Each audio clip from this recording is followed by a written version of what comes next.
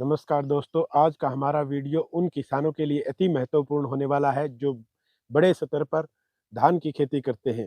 धान की बात करें तो दोस्तों यह खेती लगभग पूरे भारत में बड़े स्तर पर की जाती है और यह भारत की प्रमुख फसलों में से एक मानी जाती है और यह किसान को आर्थिक रूप से सक्षम बनाने में अहम भूमिका अदा करती है। परंतु इस फसल में एक कहावत बड़ी मशहूर है कि सावधानी हटी और दुर्घटना घटी।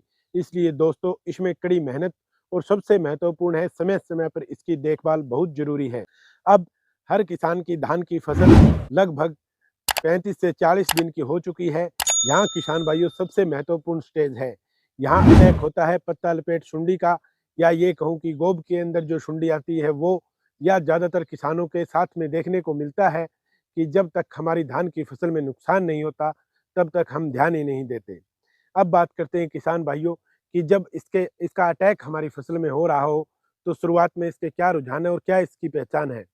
शुरुआत में हम कैसे इसकी पहचान कर सकते हैं उस पर बात कर लेते हैं। इसका अटैक होने वाला है या हो चुका है, जहाँ भी आपको पत्ते कटे हुए मिले या धान की गोब के अंदर आपको सुंडी मिले और दो गोब कटने के बाद आपको गोब सूखी हुई नजर आने लगे तो समझ लेना कि अटैक हो चुका है।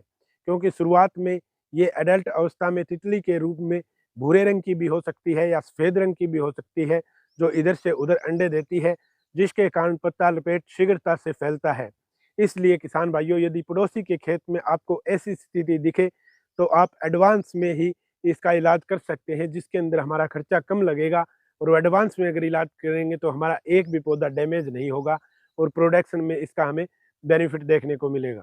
इससे हम अपने धान को कैसे सुरक्षित रख सकते हैं और कौन कौन से समय इसका उपयोग करें ताकि बेस्ट रिजल्ट देखने को मिले, इसको करते समय क्या सावधानी रखनी है, इसके ऊपर विस्तार से चर्चा करेंगे। इसलिए वीडियो में अंत तक हमारे साथ बने रहें।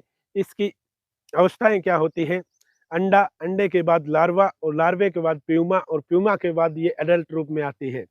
सबसे ज़्यादा नुकसान लार्वा अवस्था में देखने को मिलता है, जहाँ पर यह पत्ते की को नाली नुमा बनाकर उसके अंदर रहती है और वहाँ से यह पत्ते के अंदर से क्लोरोफिल को खींच लेती है, जिसके अंदर पौधा डेड होने की अवस्था में आ जाता है। जरूरी नहीं है किसान भाइयों की आने के बाद ही हम इसका समाधान करें। जब भी आपको लगे कि हमारी फसल 30 दिन प्लस हो चुकी है या अगस्त का महीना स्टार्ट हो चुका है, जहां बीमारियों का अटैक किसान के खेत में कोई भी फसल हो, चाहे वो कॉटन क्रॉप हो, धान की फसल हो, अटैक काफ़ी देखने को मिलता है। आप इसका इलाज अवश्य करें। अब बात कर लेते हैं कि इसके इलाज के लिए हमें क्या डालना है। हमें किसान भाइयों सबसे पहले एफएमसी का फर्टेरा, जिसके अंदर क्लोरोट्रानिप्रोल 0.4% जीआर रूप में होता है, इसको 1 एकड़ के अंदर हम 4 केजी के डोज के साथ इसका यूरिया के अंदर मिला के छिड़काव करेंगे। और अगर ये आपको नहीं उपलब्ध हो रहा है तो इसके रीजेंट अल्ट्रा के नाम से जो बायर कंपनी का आता है, उसकी 4 केजी डोज आप पर एकड़ के हिसाब से दे सकते हैं। इसके अंदर होता है फिफ्रोनिल 0.6% जीआर। ये आपने को कब देना है किसान भाइयों, ये अपने को जब देना है जब आपके, या तो आप शुरुआत में कर रहे हो या आपके धान की फसल के अंदर अटैक बहुत ही कम हो, एडवांस में आप कर रहे हो, तो आप इसका यूज कर सकते हो जितना मैंने डोज बताया है उसके हिसाब से।